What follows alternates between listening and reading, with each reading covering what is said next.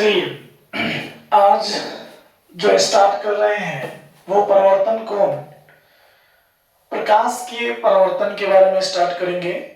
इसका objective question आज देखते हैं। फिजिक्स का पहला चैप्टर है क्लास 10 का, और ये जो क्वेश्चन है इंटरनेट मॉडल पेपर का क्वेश्चन है। ध्यान से देखिएगा, ये बिहार बोर्ड द्वारा हर साल 5 सेट स्टार्ट किया जाता है, सेट किया जाता है प्रत्येक सब्जेक्ट का, और उसका डिस्कशन आज हम लोग स्टार्ट कर रहे हैं। जो इंपॉर्टेंट क्वेश्चन भी है, एग्जाम व्यू से बहुत ही इंपॉर्टेंट क्वेश्चन है, देखेंगे एक एक करके, इसका डिस्कशन देखेंगे एक एक करके। आप ध्यान से अगर इसको देखेंगे तो यहीं पे याद हो जाएगा, और यही नहीं, इसके साथ साथ अदर जितने भी क्वेश्चन है इससे रिलेटेड वो सभी क्वेश्चन आपको याद हो जाएंगे। ध्यान से देखिए, पहला क्वेश्चन जो बताया गया है कि समतल दर्पण का फोकस दूरी होती है। तो देखिए, समतल दर्पण की फोकस दूरी जो होती है वो अनंत होती है। समतल दर्पण की फोकस दूरी अनंत होती है। बात ध्यान से समझिए। अब बात किया यहाँ पे समतल दर्पण की। अब देखिए, दर्पण कितने तरह के होते हैं यहां समझिएगा ध्यान से। दर्पण जो होते हैं, दर्पण ये 3 तरह के, अगर देखा जाए तो दर्पण 2 तरह के होते हैं। एक होता है समतल दर्पण, समतल दर्पण। दूसरा जो होता है मानते हैं गोलीय दर्पण, गोलीय दर्पण। दर्पण कितने तरह के हो गए? 2 तरह के, समतल दर्पण और गोलीय दर्पण। गोलीय दर्पण जो होता है ये आपके 2 तरह के होते हैं। पहला होता है अवतल दर्पण, अवतल दर्पण, और दूसरा जो होता है उत्तल दर्पण, उत्तल दर्पण। अब ध्यान दीजिए, ये उत्तल दर्पण अवतल दर्पण में बात ध्यान दीजिएगा। हम बात किए समतल दर्पण के फोकस दूरी के बारे में कि समतल दर्पण का फोकस दूरी जो होता है वो अनंत होता है, लेकिन अवतल दर्पण का फोकस दूरी जो होता है वो निगेटिव होता है। अवतल दर्पण का फोकस दूरी क्या होता है? ऋणात्मक होता है। लिख देते हैं यहाँ पे, क्या होता है? ऋणात्मक। अवतल दर्पण का फोकस दूरी कैसा होता है? ऋणात्मक होता है। अवतल उत्तल दर्पण का जो फोकस दूरी होता है वो धनात्मक होता है, धनात्मक। उत्तल दर्पण का फोकस दूरी क्या हो जाएगा? वो धनात्मक हो जाएगा। पहला क्वेश्चन का आंसर हम लोग समझ चुके हैं कि क्या हुआ, समतल दर्पण की फोकस दूरी कैसा होता है? अनंत होता है। अब इससे रिलेटेड क्वेश्चन है, अवतल दर्पण का फोकस दूरी क्या होगा? ऋणात्मक। उत्तल दर्पण का फोकस दूरी क्या होगा? धनात्मक। ये क्वेश्चन, एक क्वेश्चन पूछा, 3 क्वेश्चन हम लोग क्लियर किए। ध्यान से देखिएगा, एक एक करके हम लोग पूरे चैप्टर का ओवरव्यू जो हम लोग जानेंगे, देखेंगे ध्यान से। आप इसको नोट कीजिएगा, ध्यान से इसको नोट कीजिएगा।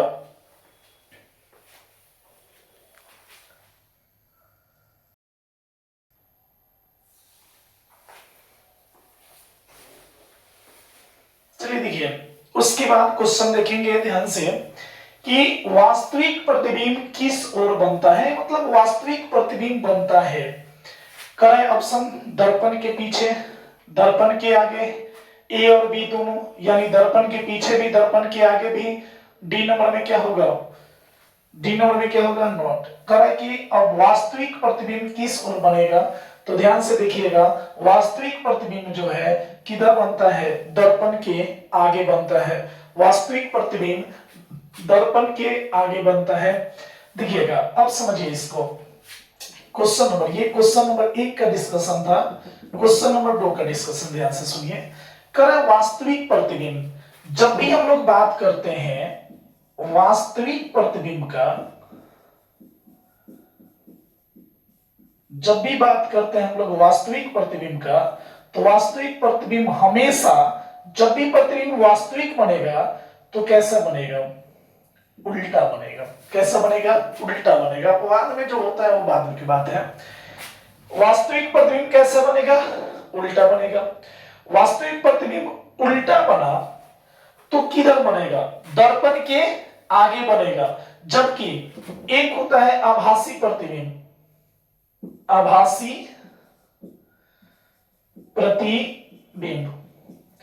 और आभासी प्रतिबिंब जो है ये दर्पण के कहां बनता है, पीछे बनता है। आभासी प्रतिबिंब दर्पण के पीछे बनता है और वास्तविक प्रतिबिंब दर्पण के आगे बनता है। चलिए इसके बाद देखिए ध्यान से, ये क्वेश्चन क्लियर हुआ कि वास्तविक प्रतिबिंब और बनेगा, किस ओर बनेगा, यहां क्वेश्चन सुधार लीजिएगा। वास्तविक प्रतिबिंब किस ओर बनता है, तो दर्पण के क्या आगे बनता है। उसके बाद देखिए यदि आपतन कोण 30 डिग्री है तो परावर्तन कोण क्या होगा, परावर्तन कोण का मान होगा।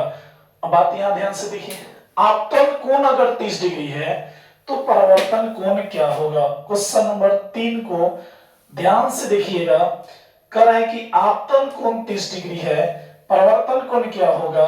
आप पढ़े होंगे परावर्तन के नियम, और परावर्तन के नियम में हम लोग पढ़े थे कि एक समतल दर्पण है,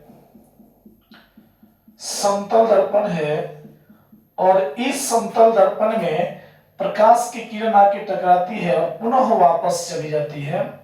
यहां से आइए ध्यान से देखिएगा, और जिस बिंदु पर टकराती है उसको आपतन बिंदु कहते हैं। यहां से एक अभिलंब खींचे, अभिलंब खींचे, ये मेरा क्या है, अभिलंब है, अभिलंब। ये आपतित किरण है, ये आपका परावर्तित